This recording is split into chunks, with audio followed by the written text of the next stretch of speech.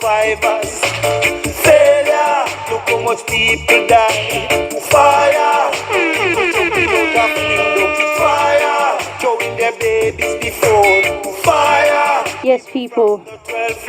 Big shout out to everyone loving and feeling the vibes. And you know what? It's come to that time, the interview time, okay? Big shout out to everybody loving and feeling that energy. You know what? That one there, that is a powerful tune. It's about Grenfell Tower. And of course, that one was done by Vivian Jones featuring Rusty Disciples. Go and check it out if you ever get a chance. Complete vibe, complete energy. But right now, we're getting ready to talk to the one and only Richard Rowe, okay? He has written a book and he's ready to showcase and talk to us about this particular book. And it's called Prisoners of Beliefs. So make sure you keep it locked. And we're getting ready to talk about it. And I'm sure we're going to keep hearing from this great poet, this great guy, this great author. This one is Richard Rowe. So you there, Richard? I certainly am. Delighted to be here. Thank you for having me. Anytime, anytime. So you know what? Let's kick it off by asking you a little something about yourself and how you managed to develop this great piece of work. Okay. Right. Well, just to explain who I am, what sort of person I am, I'm an old, white, British, middle-class, professional, retired guy. All my family are white English. I've lived all my life in this country. I've gone abroad on holiday and I've had a business abroad for a period. So I'm very, if you like, bog standard. If people want, I'm not a political activist. Yeah. I've never joined any political party. I have no axe to grind. I come at it. I'm not a public speaker. If people want to paint me in a box and then get me to stand in there, well, they've got no chance. Basically, how things evolved. My family had grown up, and my career was, coming to the end, and I had time. Yeah. And I saw on the news lots of people, very unfortunate circumstances, many of them beyond their control, and I wanted to do something. And I actually met somebody, a lady who worked for a housing association in Coventry, and she was telling me about 3 Syrian girls who had gone to a camp. They'd been brought over by the United Nations, and they'd had a dreadful time. And I thought, there's an opportunity to help somebody who's local, who I can do give some assistance to. Yeah. And I said to her, what happens now? And she said, well, we've given them a flat, and my job's done. And I thought, okay, the job's done, but if you're 3 young girls, they were like 15, 16, and 18. Okay. They need some assistance locally. Yeah. And I speak English. I know how systems work. I'm local. I know where things are, the council house, etc. So I tried to make contact. They'd moved to Manchester, so they were no longer local. So I then joined Coventry Refugee and Migrant Centre. Great learning curve that was. I mean, you think an old chap's got sort of fairly seasoned attitude and knows a fair bit. Yeah. And I got there and I found all my experiences were completely inadequate for dealing with the people and the problems that they have. Yeah. So I went in there like a greenhorn. Luckily, people could recognise my ignorance, and they were very helpful, very friendly. And then I got to know a lot of the people, some of them homeless, some of them migrants, asylum seekers, etc. But the organisation has very strict rules. So, for example, you can't go out of the premises with a client. Okay. And these people need ordinary, simple things. I had an estate car. You want a bit of furniture moved, or you've got to go somewhere. There are practical things I can do. Yeah. Anyway, what happened is Coventry Belgrade Theatre came, and they wanted some stories for migrants, and they said, Richard, do you want to go along? You know the guys, and you can encourage them. Yeah. So we tried that. It didn't really work out. And not everybody wants to talk about their issues for lots of reasons. They may fear reprisals. There may be all sorts of personal reasons that they don't necessarily want them displayed. And the other disadvantage is one story isn't a generalization. Yeah. It's the experience of an individual, which is useful, but it's limited. So I've never written anything in my life, and I thought, well, I can write a story, but I want it to be factually based. I want it to be evidence based, and it's got to have some general truths. Now, I thought this would take me a month. I started 5 years ago. Okay. And it's just about to be published. Wow. And the reason it's taken so long is because I didn't know enough. I can't talk about other people's lives and the realities if I have no experience or very limited experience. So I did some general assistance with maybe up to 10 different charities, but I'm also local. And I've made lots of friends. We've had people come over for meals, for example. They cook, say, African food. It's been an education. And when you eat with somebody, you spend hours with them. And then once you've broken the barriers down, they start to talk about things that are important in their lives. And there may be very simple things that they need, and I can give some assistance. So actually, they educated me. Wow. Okay. And in the process of doing my research, I've taken lots of newspaper articles. I've read books. I've spoken to a few hundred people from all walks of life, homeless and working for different organisations. I've actually been a public speaker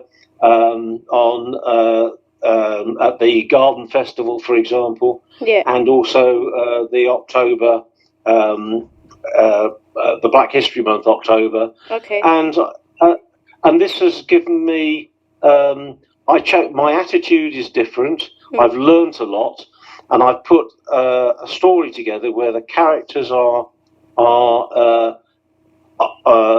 invented, but the facts all around them are they are facts, and there is evidence to support them. So, and the book is called Prisoners of Beliefs, and the reason it's called that is because are your beliefs actually giving you improving your life, or are your beliefs such that you're actually hindering, and your belief systems are out of sync with the realities of your life? And when you start to look at that, you don't look at migrants, say, coming to this country and then fitting in with British society. You then start to look at British society and what is it they're fitting into. And when you start to do that, you realise all that's happened is they've moved from one tribe to another. And each tribe has its own culture, and this is the source of many of the conflicts in the world, which are passed down through the generations. Definitely. So it's been an amazing education for me.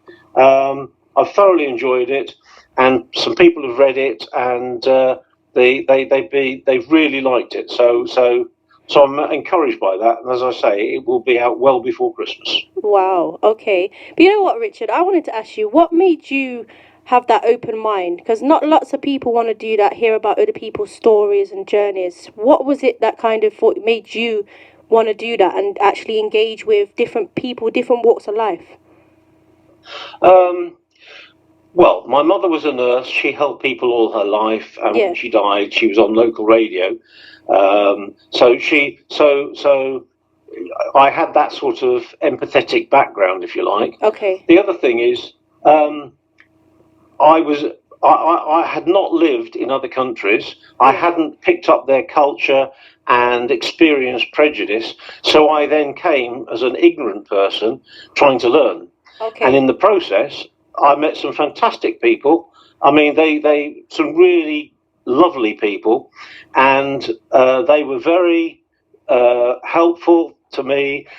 We became good friends. I learnt a lot, and I now think differently because I now understand in ways I just didn't understand before. I had no idea. Definitely. One of the problems is in your culture, it doesn't matter which culture you come from, you have stories which build up the culture. A lot of these are myths. And when you then start to look at what the stories are and the factual basis behind them, you find out that there are many things that are completely wrong. And each I've got a little. There's a scene. If I can read one paragraph from my story, there's an Indian girl who's in hospital. She's had a dreadful time. She's a Hindu. She's come over here. She got involved with the wrong sort of people, and she's taken off to a flat. She doesn't drink. They got her drunk. They raped her, and then she becomes a prostitute. She gets beaten up by a customer and ends up in hospital. And she meets the hero of the story. It's a black African. Okay. And he is in hospital because he's been mugged in a racist attack. Okay. And so the paragraph is, she says, nothing will change because my family are strict Hindus, but I can't live that sort of life in this country. Okay. And he says, you know, we often believe that the past is set in concrete and the future is uncertain. The past was never certain, nor is the future. The only thing concrete about the past is that it's over and we know the outcomes. We fool ourselves that they were certainties based on fundamental truths and therefore will never change in the future, but they are only a single outcome based on specific circumstances that may never occur. Our knowledge of those circumstances is always imperfect, and often we only select those aspects that fit the story we want to believe. The past that is remembered is only a reconstruction and becomes part of a mythology. Now, if you go along with that idea, you then start to look at Western society and you look at British society, and you can change the law, but you don't change people's attitudes necessarily, which is why you get, say, racism passed down through the generations. Yeah. And if you go back to Hollywood, it was all about America, freedom and being independent, etc., the high moral code. And you look at films and they... if you were a black or Mexican, you were either a bandit, you were bad, or you were stupid, or you were all three. Yeah. Now that is a rewriting of history to fit in with the myths that are carried down. And exactly the same is true of British society and every other society in the world. And that's why if we then just blindly follow faith without any sort of reality check, is it true, you will then replicate the problems and things will not get they will not get better and they may get worse. So if you look at, say, British people, you know, white British, if you're, say, democratic, Christian, capitalist, you have a lot of belief systems which are passed down and are then justified. And in fact, the more you look at it, the less reality there is in these. If you take capitalism, for example, they like to standardize the market, they like to standardize the supply chain, and they like to standardize the source of all the resources. Yeah. So when Europe decolonized Africa, they just adapted their cultures, so we have more wage slaves now than ever in history, and we are destroying the planet. So if the British continue with their belief system unchecked, we will hasten the demise of the human race. Wow. And that is, you know, you've only got to look at COP26. Yeah. And just the physical facts. And then you look at history and you look at reality. Life, there are many different life forms, and they go back way before we ever existed, and we have evolved into the humans that we are because of the environment created by biodiversity. Yeah. And what do? We decide to wipe out a forest and grow one product. And you look at biodiversity, it has never operated like that. Yeah. And every time you get a dominant species, the dominant species overplunders and then they die out. And that is our challenge, is one of our many challenges. And all these things are related. Definitely. And they're in the story. I've brought them out as best I can. There's a whole range of characters there. Yeah. And at the end of the story, everybody has their own personal challenge, and part of that is not to change their belief systems, but to review them with an open mind. Wow, for real. So I know that's a long monologue, but it's trying to give the reality that we all live in, and it doesn't matter where you come from. We are all living in the same reality. Sure. You then look at inequality, and then there's massive inequality. So you end up with, say, Africa, which has the richest resources in the world, and the poorest people.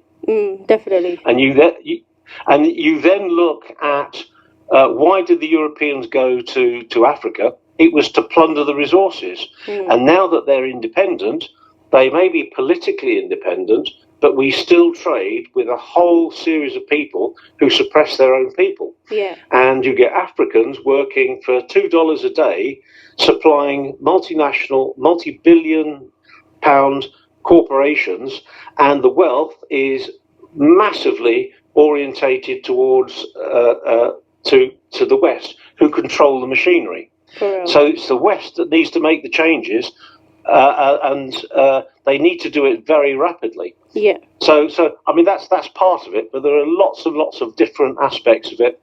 I go into all sorts of issues, and what is interesting, if you deal with the facts, people don't dispute them. Yeah. You can then talk about all sorts of things which may be very sensitive, but if it's factually based with evidence to support it, people don't disagree. Yeah. And the advantage of that is that you can then have an open conversation where they tell you what they think. Because political correctness is important for protecting people from, say, direct attack. Yeah. But on the other hand, it means if somebody's ignorant, they have every right to maintain their ignorance. They're never challenged. Yeah. And we have to change our attitudes if we're going to be successful moving forward. Definitely agree with that. You see the news, and you see people starving to death.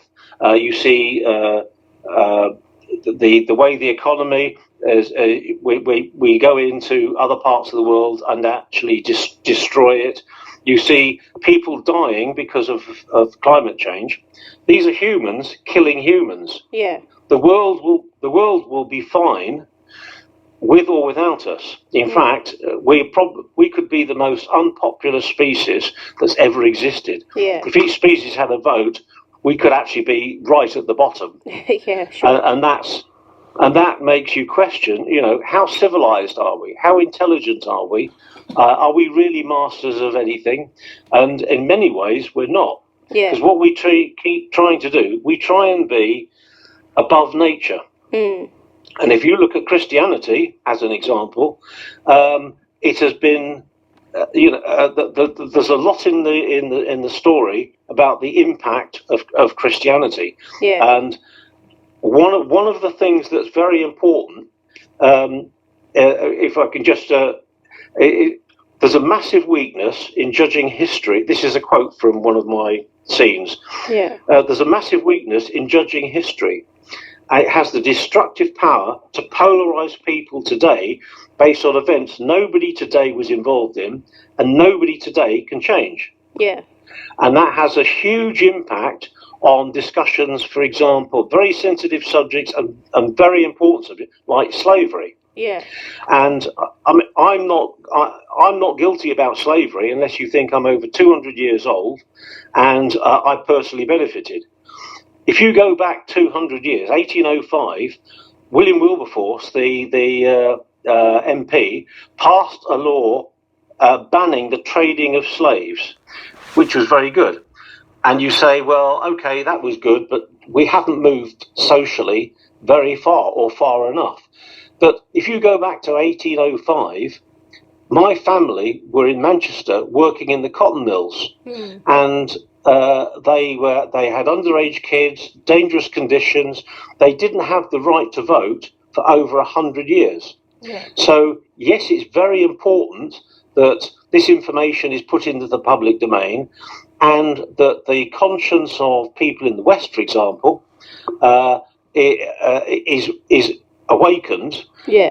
But we have to move forward because history is a lesson to learn from. It's not a life sentence. Yeah, definitely. And it's so interesting what you're telling us. People are commenting, saying they're enjoying what you're saying. They agree with what you're saying. And how can people purchase this book? Go about having a look at this book, because I know we're going to keep on talking, but how can they have a look for themselves as well? Well, it'll probably be on Amazon. Okay. It will certainly. I will have a website, and people can buy it directly. There's some horrible scenes in there, and I've described them in some cases in some detail. Okay. And if people say that's horrible, that's disgusting, I say, well, does it happen? If it does, it's in the story. If it doesn't, take it out. And you've only got to look at the reality, and it is shocking, and we tolerate things. I wrote a poem about one of the guys at the refugee centre. He was homeless, called Mohammed. Yeah. And he and I became good friends. I mean, he was an alcoholic. He couldn't go to the Salvation Army because he'd arrived there drunk. He'd been attacked in the street. The story I've been told, he was attacked in the street. He had brain damage and he couldn't walk very well. We had a party, and it was 400 metres away, and I had to give him a lift in the car. Yeah. And I wrote a poem because this guy was frightened to be. He was a great big guy. He was a huge, gentle giant, lovely guy, lovely attitude. I mean, he was a nice guy, and he was frightened in Coventry, in the centre of Coventry. Yeah. He pushed himself between two narrow buildings, and he died there. He was there for 3 months before the body was discovered, and by then he was only bones and clothes. Wow. And it took 3 months to identify the body. He, as far as I'm concerned, he just disappeared. Yeah. And I heard 2 years later, and I was so upset. I just wrote a poem about the last time we met. Yeah. About he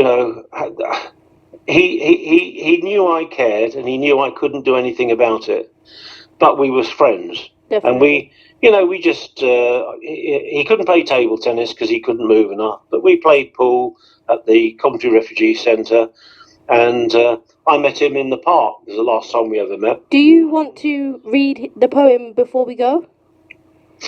I should have that instantly to hand, and tragically.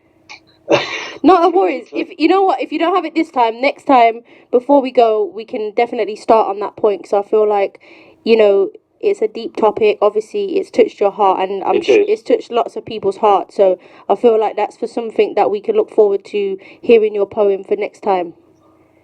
No, I mean, there is a wealth of information, and that's why it's taken me 5 years to learn, to interpret it.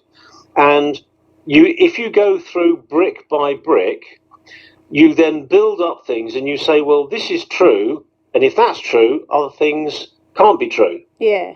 Some things are good, and it makes life much simpler, because you then start to have the facts, and they're put into a pattern. Yeah. And when you got the pattern, I now feel more confident about dealing with all sorts of issues that I knew nothing about, or they were like hand-me-down things I'd heard from other people. Yeah. And this is not a depressing story. This is to say, these are the realities today, and these things are not consistent with the values that we say we hold. Yeah, and definitely. In theory we do, but every time we get challenged, we then buckle. Yeah. And that's true of capitalism, it's true of Christianity, it's true of democracy, and these are the challenges, and the same challenges exist for everybody, whoever you are. Yeah, for real. The hero, the African guy, he comes over to this country. He's not allowed to work. He's going out of his mind because he's bright, and he goes to the library and he studies all these things. And these are the facts that are brought into the story. He then gets a job, makes us. He's in a factory. It's very boring, and he's going out of his mind with how monotonous the job is. He puts the suggestion forward, and it saves the company a lot of money. And the owner says, "I've got to reward this guy in front of all the workers." So he gives him a cheque for £500. Yeah. He starts talking to him and thinks, this guy's really bright. And when he said, "Do you want to become cost reduction officer?" And they build up a working relationship. Then they become friends, and then they become very good friends, and they talk about all the things that people don't talk about. But this guy, the owner, is white, English, self-made, multi-millionaire. Mm-hmm. And he thinks, nobody helped me. If I can do it, anybody can. Yeah. And the African guy then educates him with the facts and puts challenges before him. And at the end of the story, every character has their own challenge. Yeah. And the last line of the story is, "This is not the end. This is the beginning." Definitely. Wow. And the hope is that it makes people think about themselves and their lives and their belief systems. Why do they believe certain things? What's the basis of it? And are those beliefs then consistent? Yeah. And if people think this is about like foreigners coming over here and having to fit into our society, that phrase, "prisoners of beliefs," is used once by an Englishman to an Englishman about the English. Definitely. You know what? I feel like that is a great place to kind of end this first segment, because that's left people thinking about that particular point. And you know what, Richard, I can't wait to hear the next segment, because we're going to keep talking to you. So this isn't going to be the first time about it, because there's so much information, so much knowledge that you have on this particular subject. People have sent me lots of different things saying that they felt really heartbroken about Muhammad. Really, Terrible. you know, the whole kind of system is just how it's designed, everything. So I really appreciate you coming forward, talking to us about it. Is there any kind of final words or final thoughts before we say goodbye for now on this segment?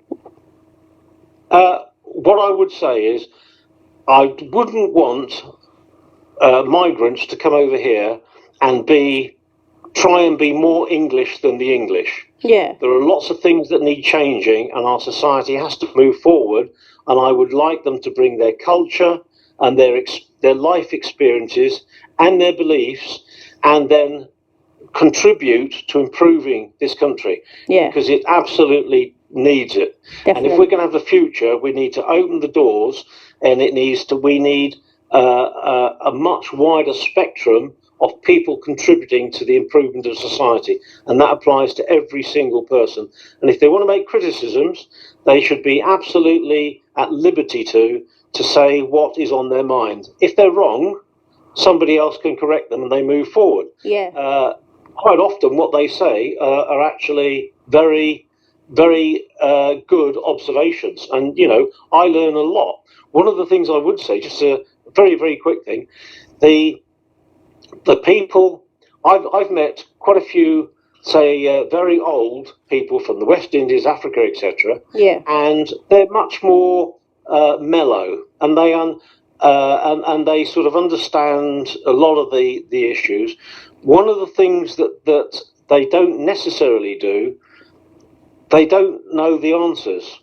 Yeah. And I think if they've had decades of dealing with the realities, and they're sort of more settled in their ways going forward.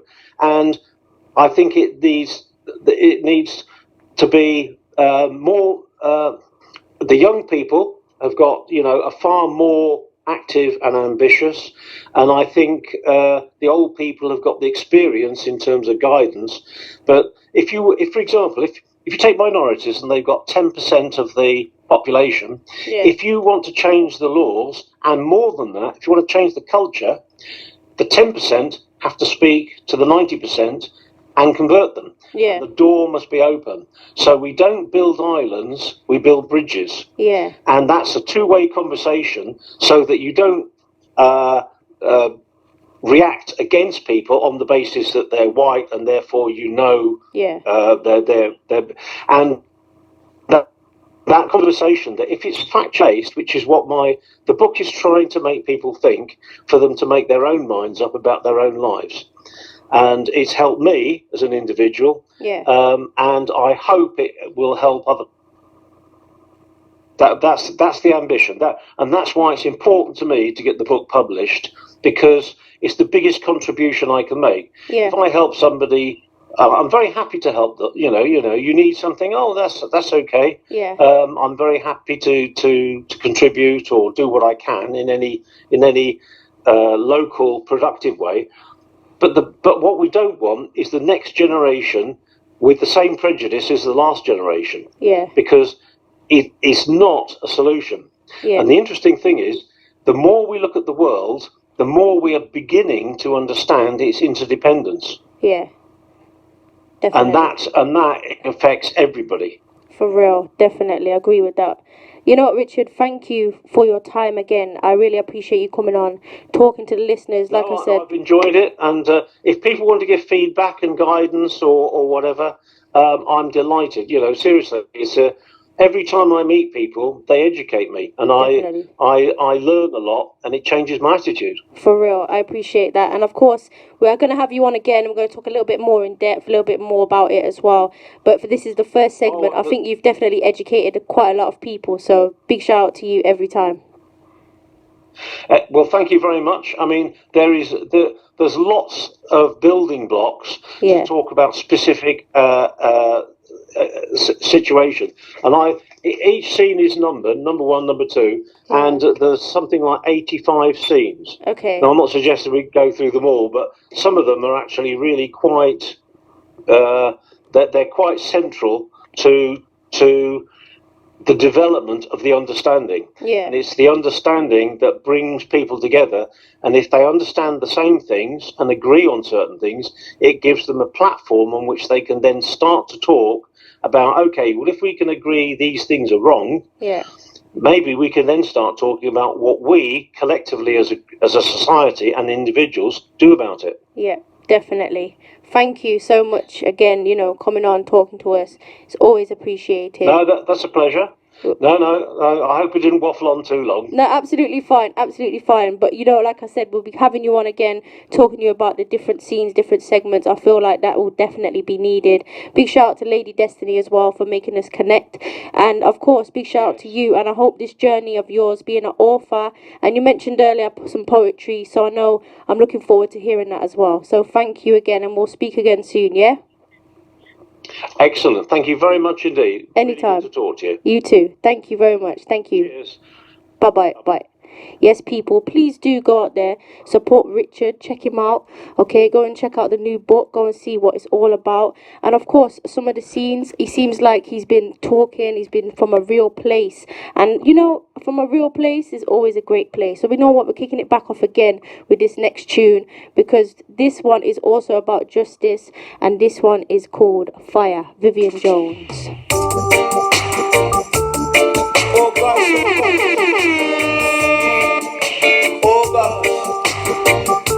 Oh gosh, oh gosh.